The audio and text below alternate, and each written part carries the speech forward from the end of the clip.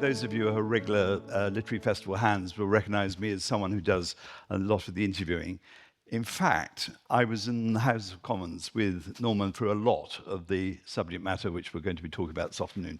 So it's a great pleasure to welcome Norman Fowler, who had a career, frankly, that most of us in politics would have died for. He started in journalism.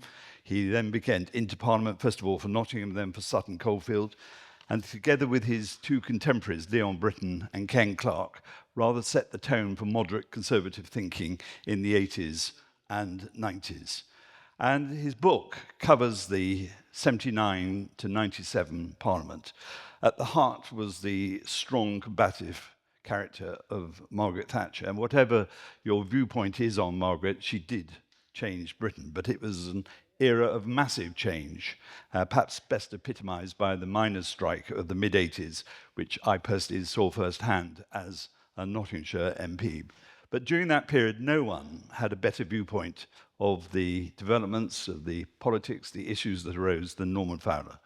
He was a member of Margaret Thatcher's first cabinet, holding jobs in transport, health and social securities and employment. And he saw firsthand how the country was changing. But I think what a lot of people remember him for was that he took the lead in the 80s in combating AIDS and the difficulties and the challenges that that presented.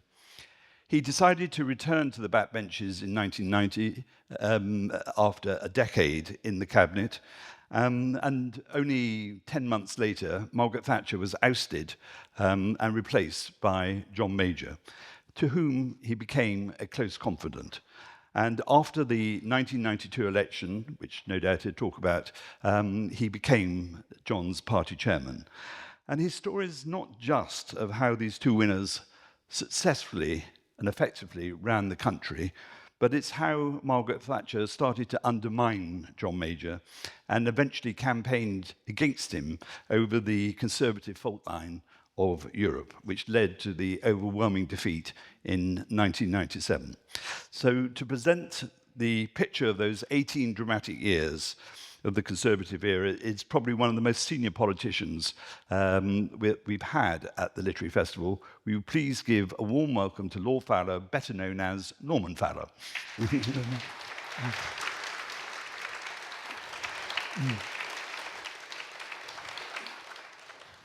Well, thank you very, very much indeed. Excuse me for sitting down, but I'm afraid I had a minor heart attack a few weeks back, and the only effect it seems to have had is to restrict my ability to stand for any length of time.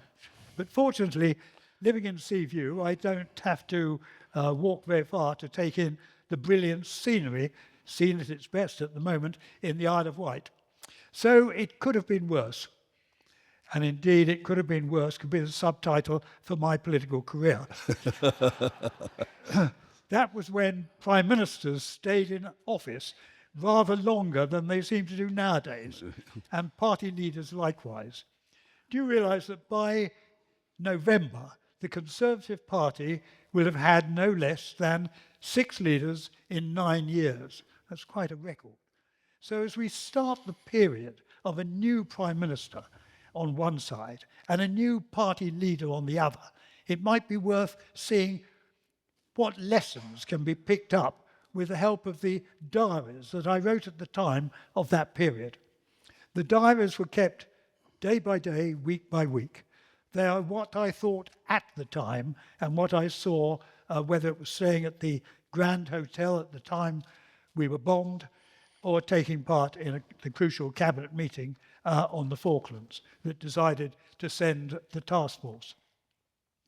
The diaries are essentially the stories, I saw it, of 2 prime ministers, Margaret Thatcher and John Major, who spanned, as Richard was saying, almost 20 years in government. So let us look first at the cabinet, first Thatcher cabinet in 1979. You can see some of the giants of that period. Willie Whitelaw, the indispensable number 2. Peter Carrington, who resigned very honourably at the time of the Falklands. Keith Joseph, who, contrary to reputation, was a very kind and gentle man.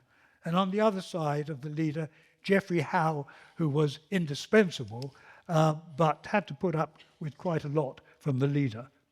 But who, may you ask, is that young man, all things are relative in politics, standing up almost at the end of the back row? Well, that was me at the age of 42. So to ask a question that several rivals were asking, how had I managed to get there? I was the new transport minister.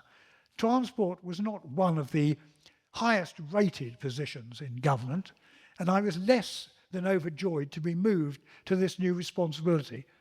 But Margaret, I protested, I know nothing about transport. Norman, she replied, I did transport, you can do transport. So I did, and it actually turned out to be the best appointment that I ever had. But she said, don't be too quick to accept. Margaret said, I've only legal authority to appoint 22 cabinet ministers on full pay. You are number 23. Personally, I was so pleased to be in the cabinet, never having even been a junior minister before, that I would have accepted almost any pay, although I was sensible enough to keep that view to myself. And so I worked happily in transport, very happily in transport, for 2 years. I found an area entirely dominated by nationalised industry. If you wanted your furniture moved, there was the publicly owned Pickford's. If you wanted to stay at a grand hotel, there was the publicly owned Gleneagles. If you wanted to go to the Isle of Wight, of course, there was the publicly owned Sealing. The trouble was that every one of these subsidiary companies suffered from one disadvantage, a lack of resources.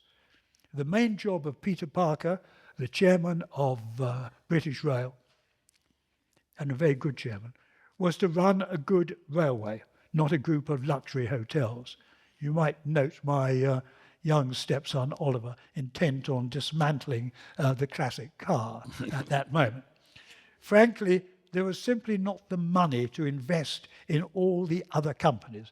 It was for that reason that we set on a path of privatisation, the first of the government departments to go down that road.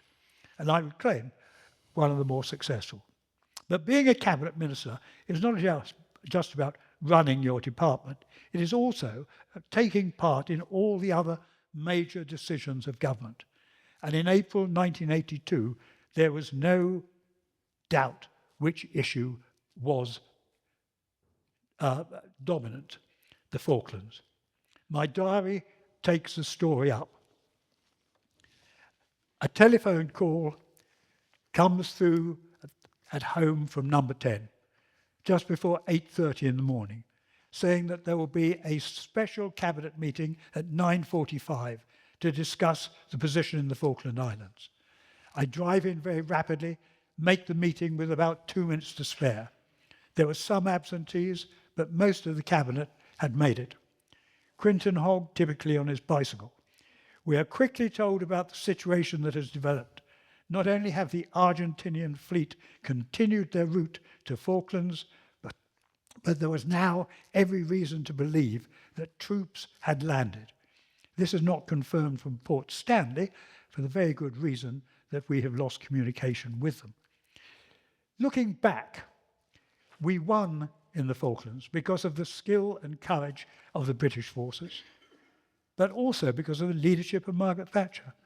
She had to fight hard to become Prime Minister, and it was this determination that held her in good stead when the Americans, seeking a middle way, advised compromise. She refused. And remember, if we had failed in the Falklands, that could easily have been the end of her premiership. From transport, I was promoted, slightly reluctantly, to the giant Department of Health and Social Security, both of them together at that stage. I inherited a long health strike, one of the biggest since the war. In my day, there were pickets everywhere. Even Princess Diana had to pass through them. The health strike eventually came to an end, and I will only say this.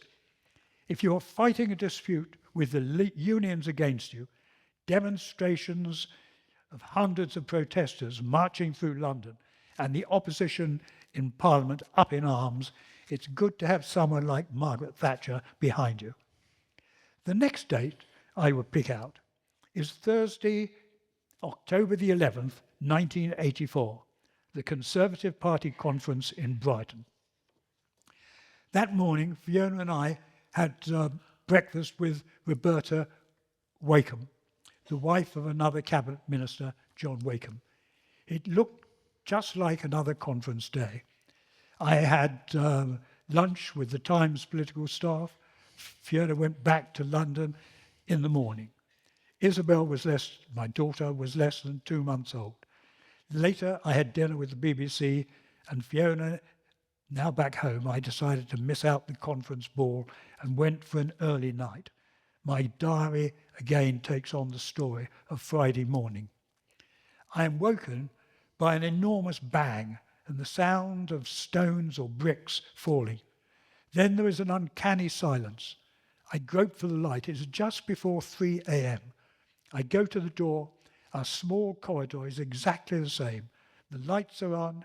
I decide to put on some clothes, go and look. As I close the door, the fire alarm starts ringing. Now I realize that something is seriously wrong. I go into the corridor and turn right through the swing doors to the main staircase. The scene there is very different. It reminds me irresistibly of a stage play of the First World War. There is smoke and dust everywhere. In the grey murk, a line of people is moving down the staircase. No one is hurrying and few are talking. I join the line. Jock Bruce Gardine says that it is a bomb. Jock is fully dressed and carrying 2 suitcases. But Keith Joseph is in his dressing gown and carrying his red ball. And another member of the group is Patrick Jenkin, who is in literally nothing more than his dressing gown. I always sleep like this, he says slightly defensively. The Brighton bomb caught us all unprepared. We were pushed along the front by the police. I was joined by Nigel Lawson, but neither of us thought much of the invitation to go to the Metropole next door. Having escaped from one hotel, it seemed to be tempting Providence to go to the one next door to it. Half the cabinet were now wandering about the Brighton seafront. We heard news that the Prime Minister had been evacuated, but more ominously, rumours were coming in of people injured. No one had seen Norman Tebbit or his wife Margaret, and where was John Wakeham? As the hours went by, the casualty position became clearer. 5 dead, including Fiona's breakfast companion, Roberta, and over 30 injured, some very gravely, including Margaret Tebbit, who as a former nurse had a clear understanding of what had happened to her before she was taken off to Stoke Mandeville. It was all the most ghastly tragedy, and it did not further the IRA case one jot. It was one of the many atrocities they committed in a campaign that persuaded almost no one. Politically, we won the 1984 election easily enough. The victory in the Falklands obviously helped, as did the increased popularity of the leader. But that did not mean we were a totally united team. The tensions remain, none greater than the ones between Mrs. Thatcher and the minister increasingly seen as her successor, the Defence Secretary, Michael Heseltine, who I think you know, Richard. Relations between the two had never been good. I remember Margaret complaining in frustration that she spent more time listening to Heseltine than any other cabinet minister. All it needed was a spark to set the fire alight. That came at the end of 1985 with a bitter dispute over the takeover of Westland, Britain's only helicopter manufacturer. It was a small company and it needed a partner if it was to compete. Margaret backed an American takeover and Michael a European one. Michael argued that he should be able to take his case to full cabinet. On Thursday, January 1985, January the 9th, there was a meeting, in fact, of the cabinet, which ended with him being refused his right to put his case. Quietly getting to his feet, he walked out. That was his resignation as he left the cabinet in crisis. The debate was then played out in public, and I will not seek to summarise it, except to make the point that the government lost not only one of its most able advocates, but also the most outstanding member of my university generation, Leon Britton, the industry secretary, who was also forced into resignation. His main error had been to wholeheartedly support the Prime Minister in every way. Attention now turned to Margaret Thatcher and how she had handled the row. Was she becoming too autocratic? Was that her way, fine in a war, leading a cabinet? As it happened, I was in a very good position to judge some of these issues. Excuse me, I just take a glass of water.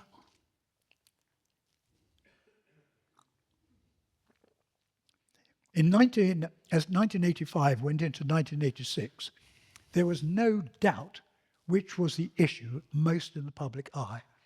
It was, as Richard suggested, AIDS. The prediction of its spread were alarming. There was no treatment for HIV, no medicine, no cure. It was an almost certain death sentence. Also, there was a deep prejudice against the homosexual population, where the problem was greatest. Some of the comments made at the time revealed attitudes that were, frankly, totally unacceptable. Chief Constable of Manchester accused homosexuals and drug addicts of swirling in a cesspit of their own making, while one religious leader left me with a note saying that my campaign tells people not what is right, but how to do wrong and get away with it, like sending people into a contaminated atmosphere, but providing them with gas masks and protective clothing, or instructing thieves how to escape being caught. To make policy in this atmosphere was difficult, but it seemed to me that one thing we could do was to warn those who were not infected of the dangers and to advise them to take sensible precautions. You may possibly remember our Don't Die of Ignorance campaign. This meant direct advertising to the public, which led us into fresh controversy. My draft pamphlet said, most people who have the AIDS virus have caught it by having sex with an infected person. This provoked the intense ire of the Lord Chancellor Quinton Hogg, who circulated his comments to the entire cabinet. I am convinced, he said, that there must be some limit to vulgarity and illiteracy. Sex means that you are either male or female. It does not mean the same thing as sexual practice, nor does having sex mean anything at all. So that was me written off. But I have to say the most difficult opposition I came was not from him, but the Prime Minister. I and the Chief Medical Officer took the view that advertising had to be frank, or otherwise it would carry no conviction. The public wouldn't take any notice. This was not the leader's view. Do we need, she said, to have this section about risky sex? It would do great damage to young people who would never come up against it. The assumption seemed to be that if we described practices on which we had written danger in big capitals, young people would flock to emulate. There was absolutely no evidence of that whatsoever at the time or indeed since. But she did not give up. Typical Margaret. Without telling me, she asked first for the advice of the Press Complaints Commission to see if she could make a complaint under that, and next asked if it conflicted with the Obscene Publications Act and she could make a complaint then. She was firmly, I'm glad to say, turned down by both, but even that did not satisfy her. We proposed a ministerial broadcast, but the great thing about ministerial broadcasts is that she, the Prime Minister, had a veto. I could not go ahead with a ministerial broadcast without her personal approval. So on New Year's Eve of all times, I had a meeting upstairs in her flat at Downing Street. I'm not going anywhere, she volunteered.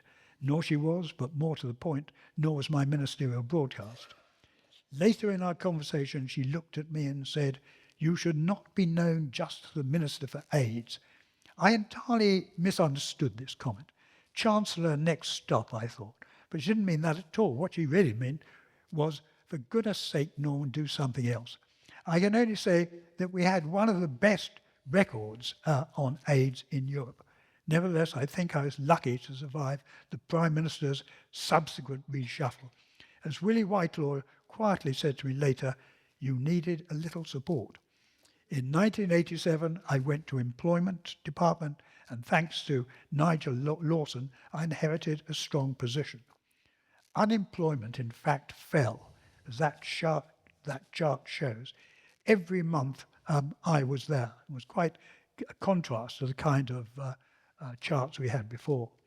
My major priority was to improve training, not, as the next photo might suggest, to foment rebellion, but to suggest that there were all sorts of opportunities out there, such as working at the Wax Museum in York. In this case, I was frankly done over by the press, who wanted to test how I'd react to being presented with a decapitated leader.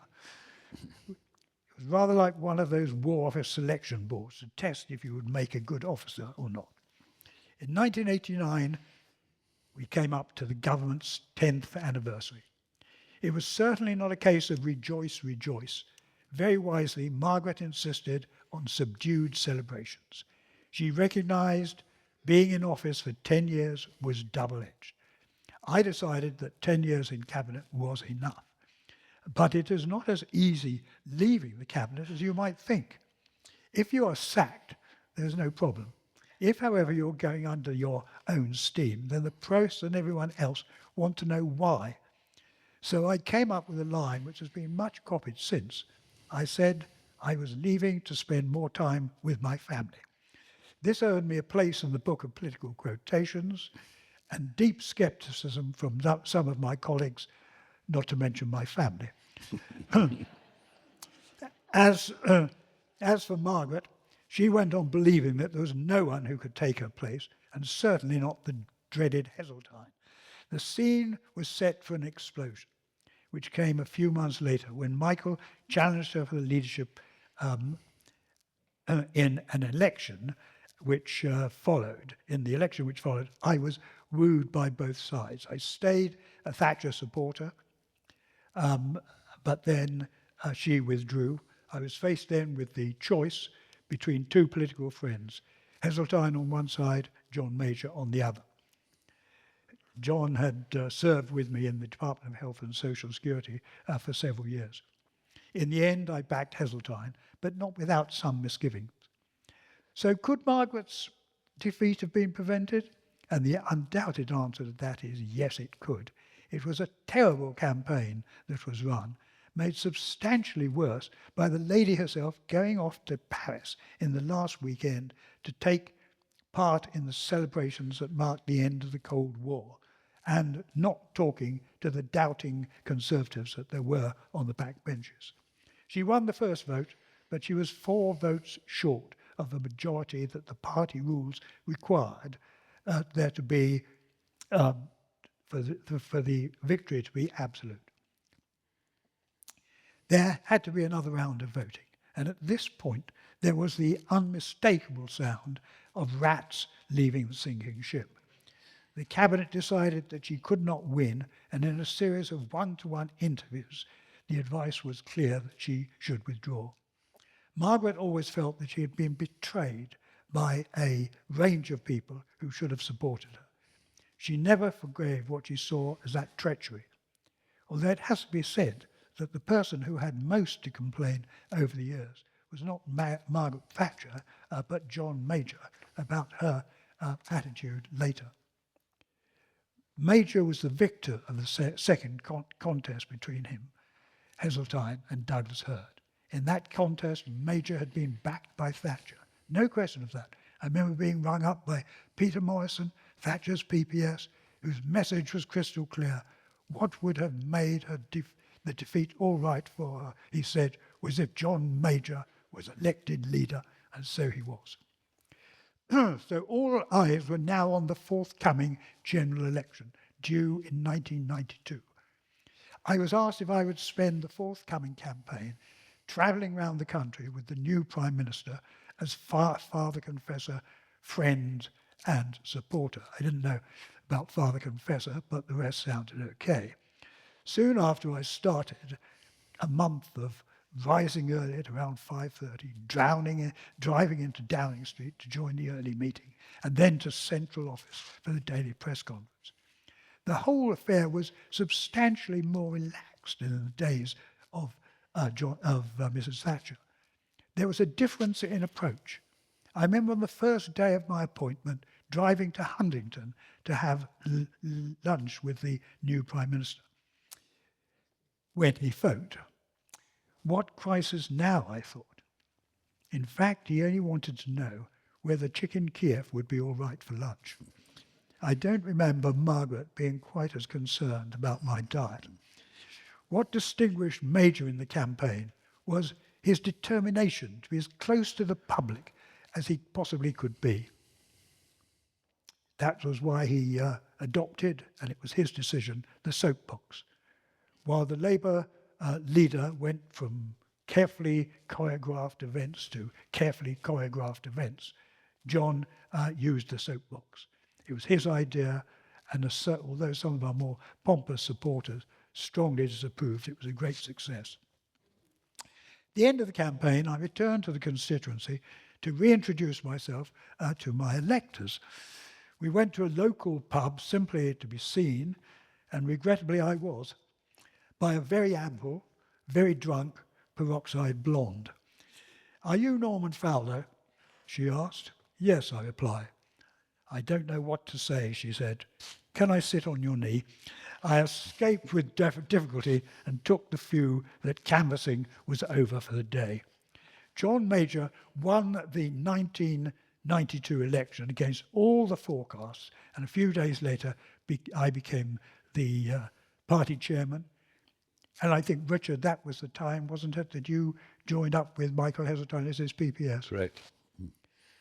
But one of the first public reactions to the election came from the lady herself. "There is no such thing as Majorism," she told Newsweek, "whereas Thatcherism will last for years."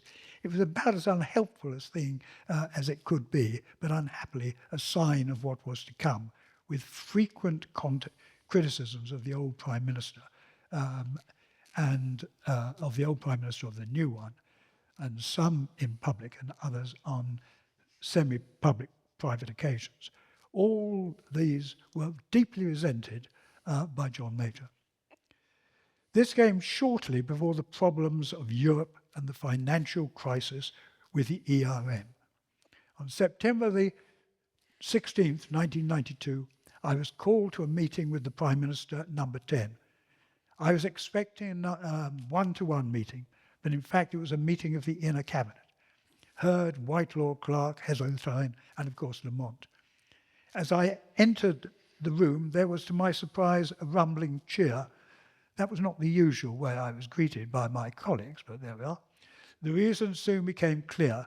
This group had taken the inevitable decision to leave the ERM, but according to the Chancellor, that brought a procedural problem. We first had to have our resignation accepted by the Monetary Committee in Brussels.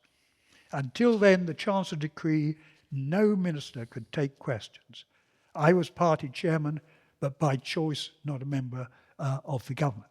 So I was pushed forward for the 9 and 10 o'clock television news programmes. It was all the greatest nonsense, really.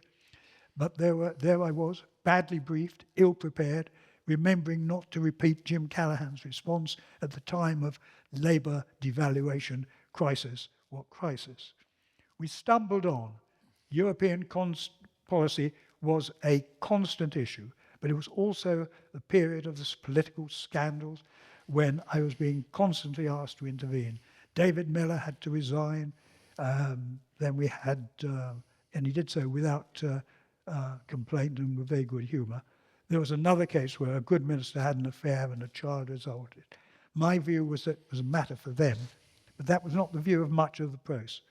I was attacked mercilessly by journalists, all of whom, of course, had lived blameless lives.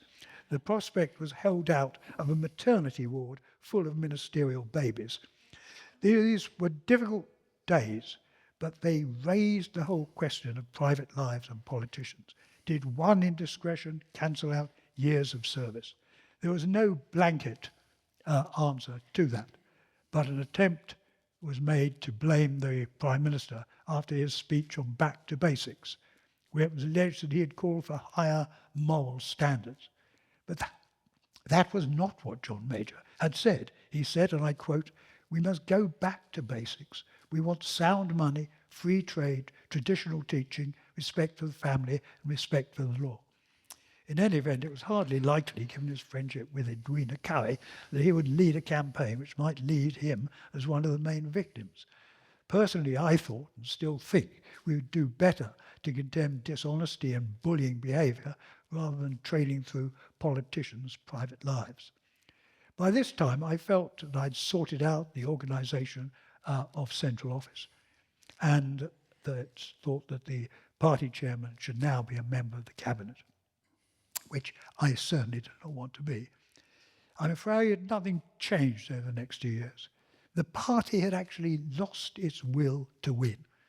You can't go on kicking your own government and then expect the public to forget the divisions, the disloyalty and the attacks.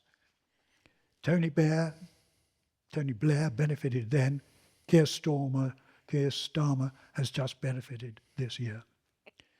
But I would like to just finish on a more hopeful message about politics generally.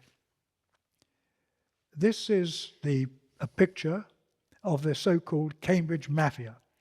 5 politicians at university at the same time celebrating Ken's 60th birthday. Norman Lamont, Michael Howard, Ken Clarke, myself, and John Gummer. We did not agree on all subjects, anything but. All shades of opinion on Europe, for example, are represented here. That did not stand in the way of friendship or respect for the other's view. Perhaps this is the spirit that we need to get back to in the Conservative Party in the coming months. One last point.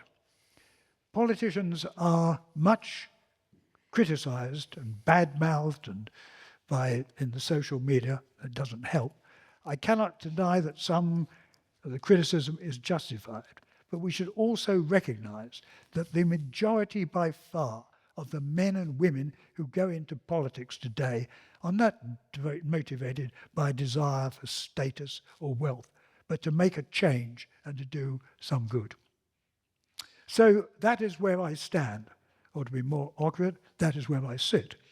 Now, ladies and gentlemen, it is over to you if you have any questions or contrary points to make. Thank you very much.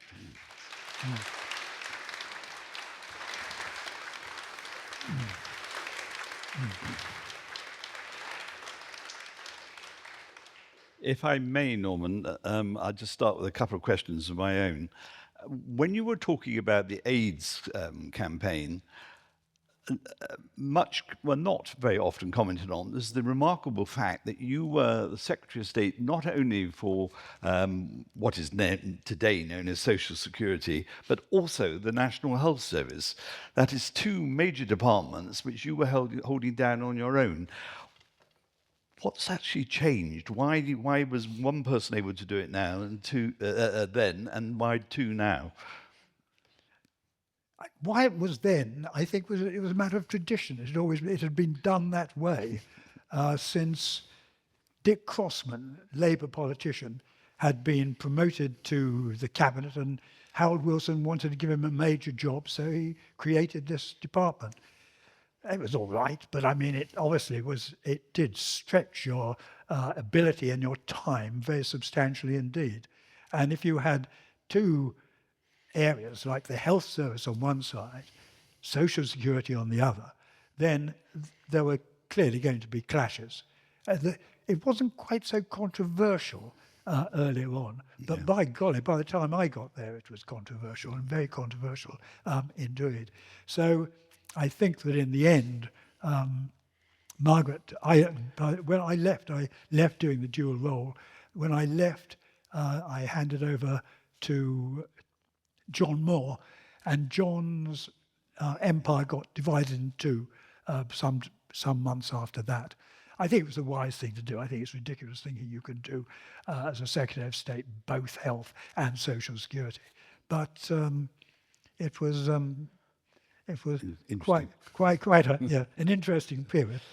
You then, after 10 years, you say, stand down. You worked closely with John Major during the 1992 election, which you liken in the Diaries his success as a personal victory. And you obviously were quite a big influence at the time. We know a lot about Margaret Thatcher's character and personality. We don't know so much about John Major's. Could you tell us a bit more and give a few more insights into the type of person John Major was? Wow. How long we've got? Not long. He was quite a private man, John. That is one of the things. He was also a very sensitive man.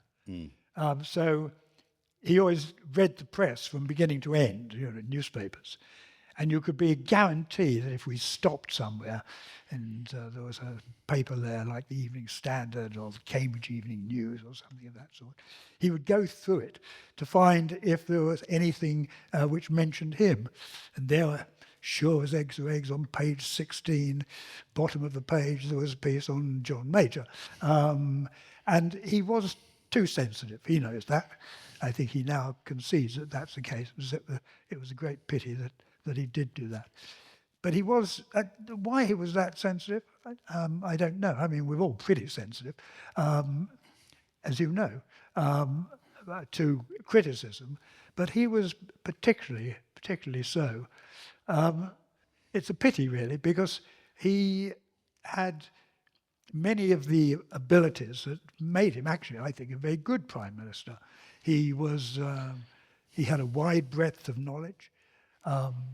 He was very fair. He didn't go off the deep end. He took sensible decisions. I just think he inherited a very, very difficult position.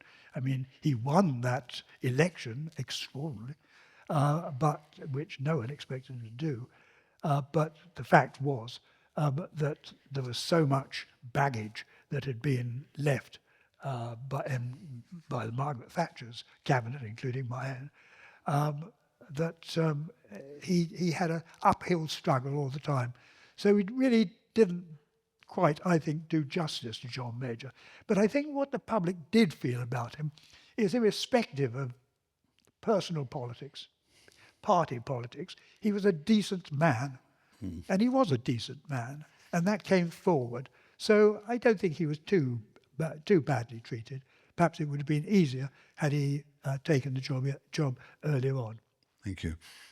Europe becomes the central issue of that 92-97 Parliament.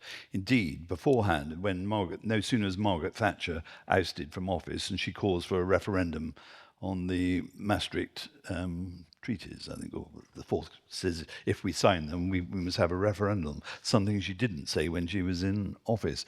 But can you describe for us the sort of mood that was going on in Europe, the fact that we came out of the exchange rate mechanism, there was an early move to eject John Major, of which he was held to blame. Then Norman Lamont is kicked out of the Treasury in 1993, and the right wing's seething. Can you just sort of paint the picture a bit of the turmoil that was going on with Europe at the heart of it, with Norman Tebbit in particular stirring it up? Well, I mean, the fact was that the Conservative Party was just divided absolutely down the middle on it. I suppose not entirely down the middle. I mean, there were some people in the total middle of the party who would go either way, but there was a kind of complete fundamental division, there was nothing that one could do about that. There was no one could be persuaded to change their mind. I'm afraid Margaret has quite a bit to answer for on that, because it was she who first started the debates and the division that Europe was not where our future lay. And had she not done that, I think the position might have been different. It's very unusual for an ex-prime minister to have a bash at her successor. I mean, when you look back at Ted Heath was not exactly the most comfortable person for Margaret to follow, but he wasn't totally public in his criticism of her policies, not totally, and certainly not as aggressively public as Margaret was. And the trouble was that Margaret was so public in her criticisms that others took encouragement from that. People who weren't half of intellectual, had half of intellectual ability. And she had some very firm supporters. You mentioned one, Norman Tebbit was obviously one. But the party was, I'm afraid, irredeemably split at that moment. And one can only hope this time round that, and I should make it clear that I'm now an independent crossbench peer, so I can't really speak for the Conservative Party anymore. But if I was to speak for the Conservative Party, I would say they should try to bring their party together and not have these ferocious rows that they continue to have with people knocking hell out of each other. I mean, you cannot run a government with a totally disunited, and we should have learnt that lesson by now, but I wonder if we have.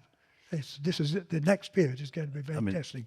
On that point, maybe it's self-evident, but do you see parallels between the 79 to 97 Parliament and then the 2010 to 2024 Parliament? Yes, exactly. And, well, you only have to, you think about it, how many, all the different prime ministers that there were. Yes. This is a party that was divided. And no one wanted to step back from it. That was the trouble. You described Margaret as a great prime minister, but a catastrophic ex-prime minister. You wrote that some time ago in your diaries. You still hold to that view? Yes, I think she would.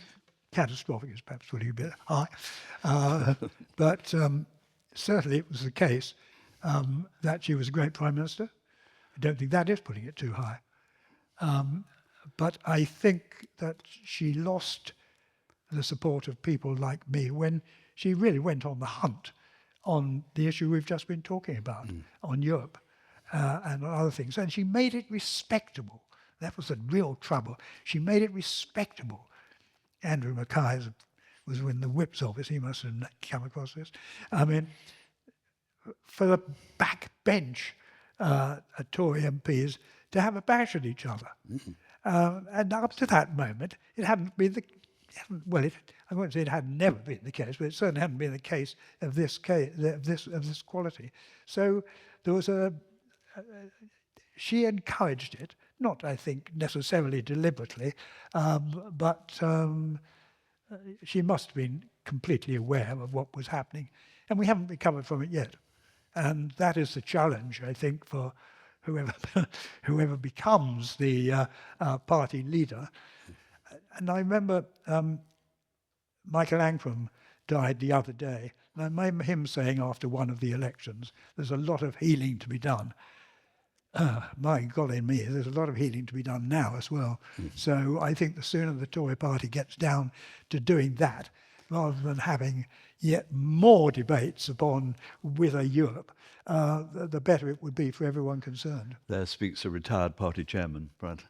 Ladies and gentlemen, over to you now. I think I've got three hands up already. They wanted to know that, wait for the microphone. Yes. Sorry. Thank you very much. Very interesting. I look forward to reading the book. You've been up close to people who've made a success of leading the party, leading the country. So you must have come to some conclusions about what these roles require. Having spent the last few days in Birmingham, analysing all candidates. I've got a list of pros and cons. I've also listened to them on the radio, the television, just about anywhere else that they can possibly put themselves forward. But I'm no further forward in coming to my conclusion.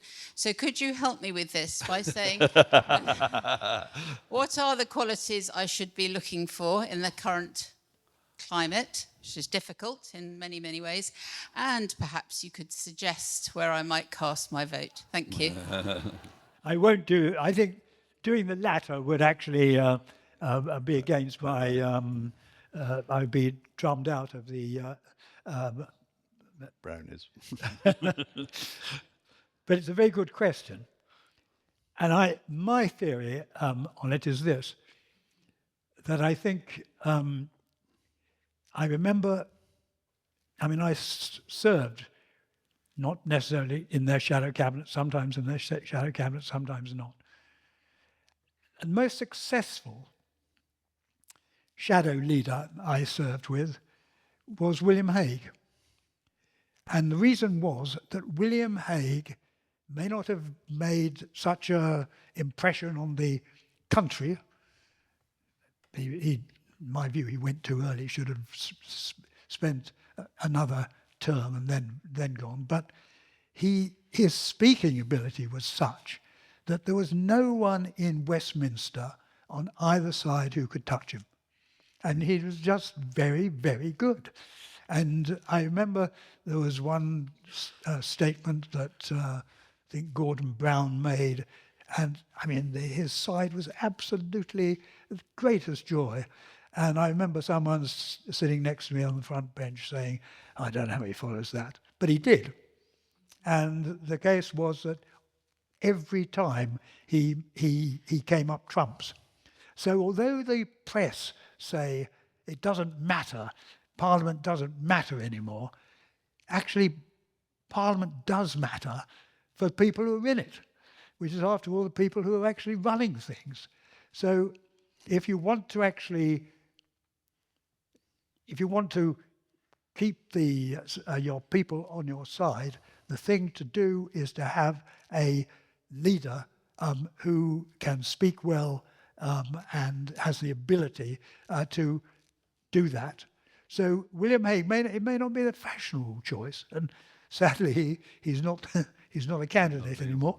But in my view, he was one of the very best of the political leaders we had, for that reason. Gentleman there with his hand up. Thank you. Are reform in the next decade going to help the Labour Party in the way the SDP helped the Tories in the 1980s? Well, I think it rather depends, A, on reform, and B, on the Conservative Party. I think if the Conservative Party take the view that their only role and job should be to outbid reform, I think they'll come to regret that, and I think they'll come to lose as well. I don't think that. I think that this is my view. I think that politics and elections are won in the end by the centre, and I don't think reform can be even remotely. I think they'd probably regard it as a bit of an insult to be called that they're a centre party. So I think it's up to the Tories, really. We're down to, 120 seats now? We can't afford to lose any more. And I think we've got to think very carefully about where we go next. I don't think the party needs to have sudden bursts of enthusiasm about this issue and that issue and think that that is going to actually win.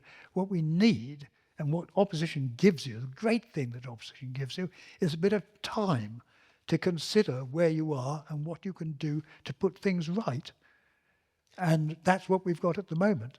So we should, I think, not just concentrate upon the issues that come up not all of which are particularly serious, and most of which we will have forgotten about by the time of the next election. But think about the issues, deeper issues, about the things which do matter, like the health service, yes, like law and order. I mean, law and order seems to have gone off the scale at the moment. As I read my Times each day, it seems to me that we have more offences being committed at the moment. I know all the statistics say the opposite, but there is a tremendous, I think, thing for us to do to be able to talk about prison change, reform, building, and all that. So there's just one issue, but there's a great deal for the Conservative Party to do in opposition. They should take the opportunity. I mean, when I was doing opposition, I did transport. I had a wonderful opportunity then. I had all the time to do it. I made my policies. We got into power. Ken Clarke was my junior minister, and we just put my proposals into practice. Now, that is what you need to be able to do. To some extent, that is what Labour have been trying to do, and not very successfully, I think, at the moment. But it's that, and not too many sudden headlines. A little more thought and a little more progress, I think, could be made. Any more questions? Yes, there's two over there, that side. So the microphone is just coming to you, sir. Oh, it's bright. Thank you, Richard. Right. I'm sure your diaries, which we all look forward to reading, must have a chapter on poll tax. How was that for Maggie and your leadership? Do you know, I'm ashamed to say, I don't think it does have a chapter on poll tax. I do accept it was a very important issue, but my excuse is that you can't get all the issues into one volume. Poll tax was purely in political. You could argue a very strong case for poll tax. You know, everyone paying something. But you could also see that it was going down with the public very badly indeed, and we should have modified that before we were pushed off it altogether. But I accept that I should have had a chapter on poll tax, then I could give you a much longer reply. We have a fresh edition next year. Was there another hand up over there? No. Any more? Yes, lady there, just by the aisle. A little bit tongue-in-cheek, if I may. Going back to your early days of privatisation for transport, are you the gentleman that may have started the rot with our ferries? I thought I might get away without that. I think, I certainly did denationalise sealing,